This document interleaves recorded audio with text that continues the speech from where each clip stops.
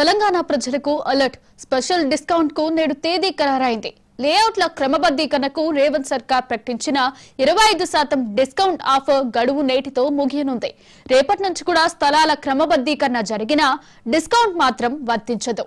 అయితే ఈ గడువును పొడిగించాలని దరఖాస్తుదారులు కూడా కోరుతున్నారు.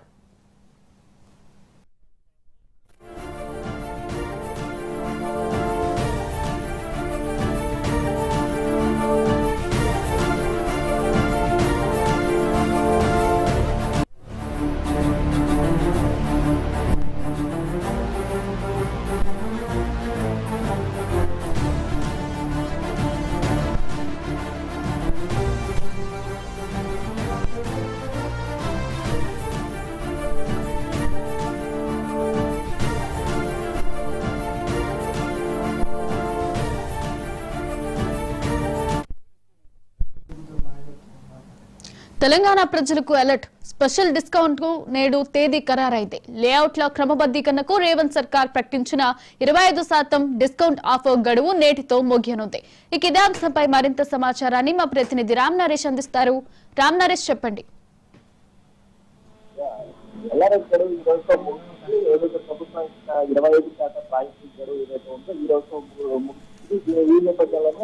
చాలా మంది దరఖాస్తుదారులు ప్రభుత్వాన్ని కోరుతుంది ఏంటంటే గడువు ఇవ్వాలని చెప్పేసి ప్రధానంగా ఏదైతే ఈ ఎల్ఆర్ఎస్కి సంబంధించి 25% అంటే మార్కెట్ ఫీజ్ లో 25% రాయితీ ఇస్తూ ప్రభుత్వం ఎల్ఆర్ఎస్కి ఆ పథకాన్ని అమలు చేస్తుంది. అయితే మొత్తం రాష్ట్ర వ్యాప్తంగా 25,67,107 అప్లికేషన్లు వచ్చాయి. దీంట్లో కొన్ని అప్లికేషన్లు రిజెక్ట్ అయ్యాయి. దాదాపు 20 లక్షల పైగా దరఖాస్తు సంబంధించి ఫీజులు చెల్లించాలని చెప్పేసి ప్రభుత్వం నుంచి అంటే వేరే శాఖల నుంచి అంటే ఎస్ఎండే కానీ జిహెచ్ఎంసీ కానీ మున్సిపాలిటీ కానీ వీటి వరకు ఉన్న వాళ్ళందరూ కూడా దాదాపు 20 లక్షల మంది దరఖాస్తుదారులకు ఫీజులు చెల్లించాలని చెప్పేసి నోటీసులు ఇచ్చిన పరిస్థితి ఉంది.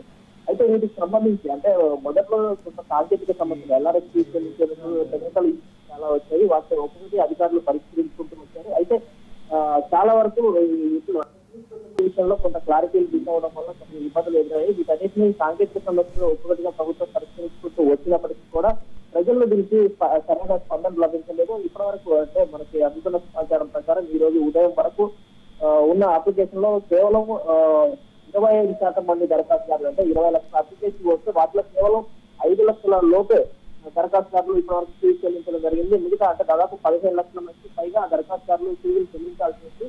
అయితే దీంట్లో చాలా సమస్యలు ఉన్నాయి. కొంతమందికి సంబంధించి ఫీజు చెల్లించేందుకు 200 గజాలు ఉంటే వాళ్ళకి సంబంధించి 98,000 పైగా అమౌంట్ చెల్లించాలని చెప్పేసి మరికొన్ని చోట్ల అదే అంటే 2 ఫ్లాట్లు ఉండే వాళ్ళకి దాదాపు 98 లక్షల వరకు కూడా ఫీజు చెల్లించాలని చెప్పేసి వచ్చిన పరిస్థితి. అంటే టెక్నికల్ ఇష్యూస్ చాలా ఇబ్బందులు పడుతున్న పరిస్థితి ఉంది. కాబట్టి ఈ గడువును మరింత పెంచాలి అని చెప్పేసి ప్రజలు కోరుతున్న పరిస్థితి. అయితే ప్రభుత్వం కూడా ఎల్ఆర్ఎస్ కూడా భారీగా ఆదాయం వస్తుందని చెప్పి భావించింది. కానీ ప్రజల నుంచి ఆశించిన స్థాయిలో స్పందన లేకపోవడంతో దీన్ని అంటే మళ్ళీ పొడిగించే అవకాశాలు అయితే కలుగుతున్నాయి. ఈ రోజు సాయంత్రం వరకు ప్రభుత్వం నుంచి ఒక ప్రకటన వచ్చే అవకాశం ఏప్రిల్ చివరి వారం వరకు ఈ ఎల్ఆర్ఎస్ గడువు పొడిగించాలని చెప్పి ప్రభుత్వం నిర్వహిస్తున్నట్టుగా మనకి సమాచారం అందుతుంది. అయితే చాలా మంది దరఖాస్తుదారులు ఈ ప్రభుత్వం ఈ రాయితీ గడువును పెంచితేనే ఉపయోగం ఉంటుంది తప్ప ఇప్పుడు ఈ రోజుతో మాత్రం చాలా ఇబ్బందులు ఎదురవుతాయని చెప్పి చెప్తున్న పరిస్థితి ఉంది.